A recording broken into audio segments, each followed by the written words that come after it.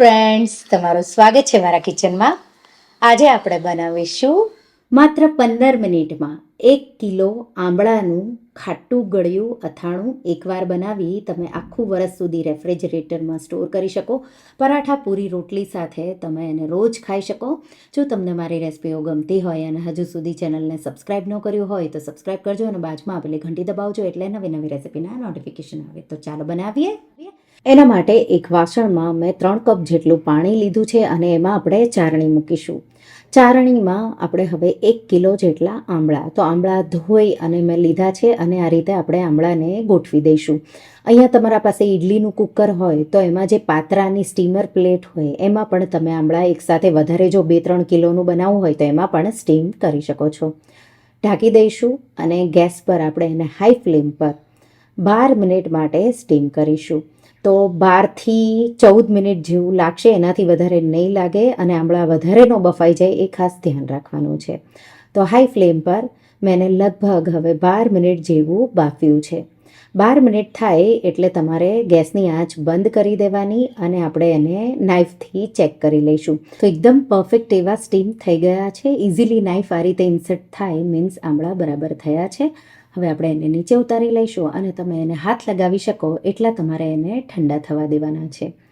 આ રીતે લગભગ મેં 5થી 10 મિનિટ જેવા ઠંડા થવા દીધા. એટલે આ રીતે તમે જોઈ શકો છો થોડું હળવા હાથે તમે પ્રેસ કરશો એટલે આ રીતે આંબળાના સ્લાઇસ છે એ આ રીતે અલગ થઈ જશે.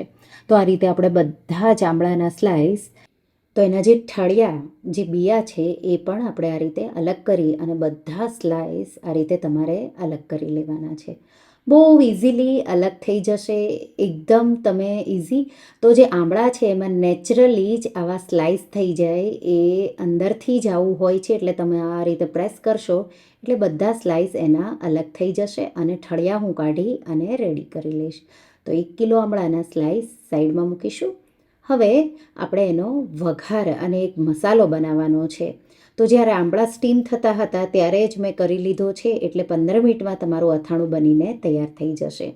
એક પેન લઈ લઈશું અને એમાં આપણે 3 ટેબલ સ્પૂન મેથીના દાણા લઈ અને એને મેં 2 મિનિટ જેવા સ્લો ફ્લેમ પર શેક્યા.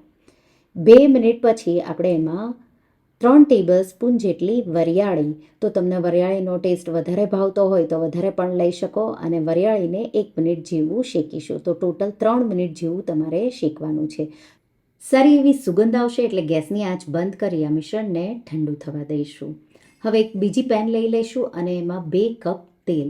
તો અહીંયા તમે ગમે તે તેલ લઈ શકો છો. મેં અહીંયા લાઇટ ઓલિવ ઓઇલ આવે એ લીધું છે. મસ્ટર્ડ ઓઇલમાં વધારે સારું બનતું હોય, પણ મારા ઘરમાં થોડો હીટનો પ્રોબ્લેમ છે એટલે હું મસ્ટર્ડ ઓઇલ ક્યારેય નથી વાપરતી. તમે શીંગ તેલ પણ લઈ શકો છો.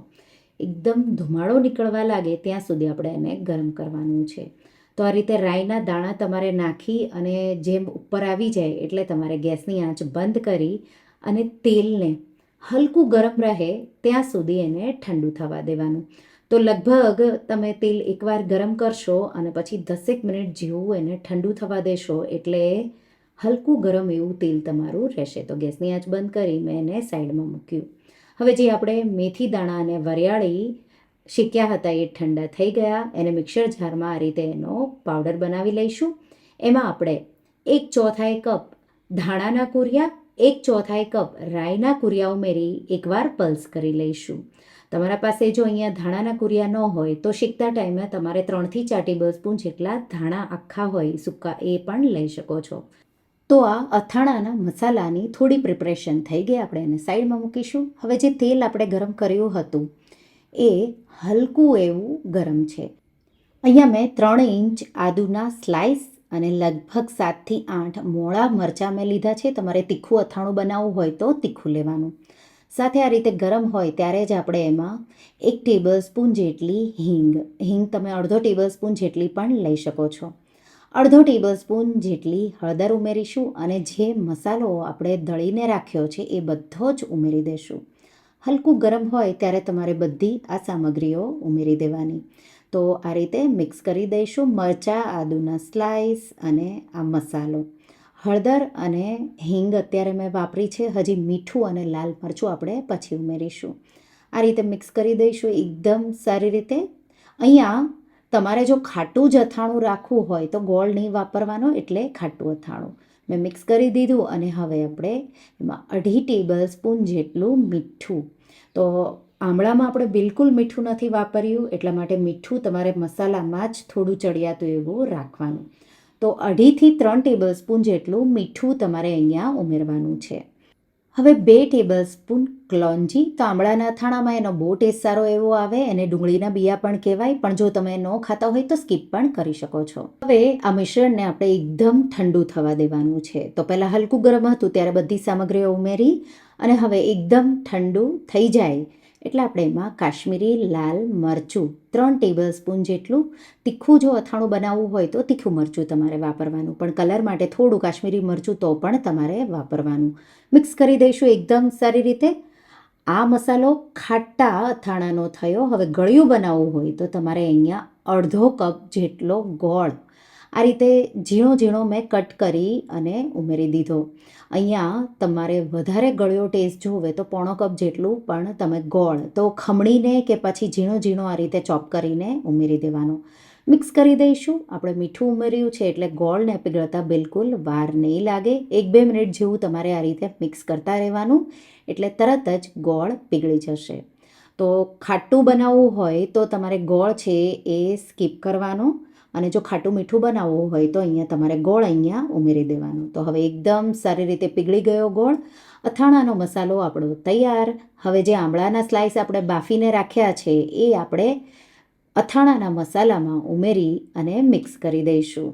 તો આ રીતે તમે 1 કિલો 2 કિલો કે 3 કિલો જેટલું પણ બનાવો, આ માપથી તમારે અથાણાનો મસાલો અને એ રીતે કિલોના માપમાં તમારે આંબળા સ્ટીમ કરી છૂટા કરી થોડા આ રીતે ડ્રાય થઈ જાય એટલે ઉમેરી દેવાના. મિક્સ કરી દઈશું એકદમ સારી રીતે. અને જો તમને હજી પણ લાગે કે મીઠું ઓછું છે, તમારે ટેસ્ટ કરી લેવાનું. 1 ટેબલ સ્પૂન જેટલું તમે વધારે પણ ઉમેરી શકો છો. મિક્સ કરી દીધું મેં એકદમ સારી રીતે, અને આપણું આ આંબળાનું અથાણું તૈયાર છે. આપણે તેલ એમાં બહુ જ બધું ઉમેર્યું છે, એટલે જ્યારે તમે એને બોટલમાં સ્ટોર કરશો એટલે તેલ છે એ બધું જ નીચે આવશે. તો આ રીતે આ અથાણું છે એને તમારે 24 કલાક પછી સર્વ કરવાનું. તો બની જશે માત્ર 15 થી 20 મિનિટમાં, પણ જે મસાલાનો ટેસ્ટ છે એ આંબળામાં બેસતા થોડી વાર લાગશે, એટલા માટે તમારે એને 1 દિવસ રહી અને પછી ખાવાનું. અને આપણે એને 1 દિવસ માટે બહાર રાખીશું, અને પછી તમારે એને રેફ્રિજરેટરમાં સ્ટોર કરી દેવાનું, અને આખા વરસ માટે તમારે એને રેફ્રિજરેટરમાં જ રાખવાનું છે. જ્યારે પણ તમારે આ અથાણું ખાવું હોય ત્યારે તમારે એને ગરમા ગરમ કોઈ પરાઠા સાથે કે રોટલા સાથે, ભાખરી સાથે કે પૂરી સાથે તમે એને સર્વ કરી શકો છો. તો આ રીતે તમે જોઈ શકો છો 1 દિવસ પછી અથાણું તૈયાર છે. અને જ્યારે ઉપર કોરા કોરા આંબળા રહે એ અમે લોકો પહેલાં ખાઈએ, એટલે ઉપરથી તેલ હું નથી ઉમેરતી. પણ જો તમને લાગે કે ઉપર આંબળા છે એ તેલ વગરના રહે તો એ કદાચ ખરાબ થાય અથાણું, તો તમારે એમાં ઉપરથી તેલ ઉમેરવાનું. પણ હંમેશા હું ટ્રાય કરું કે જે ઉપર કોરા કોરા આંબળા હોય એ હું પહેલાં લઈ લઉં અને તેલવાળો નીચે જ રહેવા દઉં. તો તમે જોઈ શકો છો 1 દિવસ પછી એકદમ પરફેક્ટ એવો કલર અને બહુ ટેસ્ટી એવું આંબળાનું અથાણું બનીને તૈયાર થઈ ગયું. તો અથાણા તમે બહુ જ બનાવતા હશો, પણ જો આંબળાનું આવું ખાટું મીઠું કે ગળ્યું જે અથાણું આપણે કહેવાય, કેરીનું અમુક લોકોને નથી ભાવતું હોતું, તો આંબળાનું તો તમને ખૂબ જ ભાવશે. એકવાર આ રેસિપી તમે ટ્રાય કરજો અને મને કહેજો કે તમને આ આંબળાના અથાણાની રેસિપી કેવી લાગી. તો તમને આ રેસિપી કેવી લાગી મને કમેન્ટમાં જરૂરથી જણાવજો. અને હા, જો તમને આ રેસિપી ગમી હોય તો વિડીયોને લાઇક કરજો, શેર કરજો, અને મારા ચેનલને સબસ્ક્રાઈબ કરજો. અને આવી જ નવી રેસિપીઓ માટે તમે બેલ આઇકોન બટનને પ્રેસ કરજો. Thank you for watching.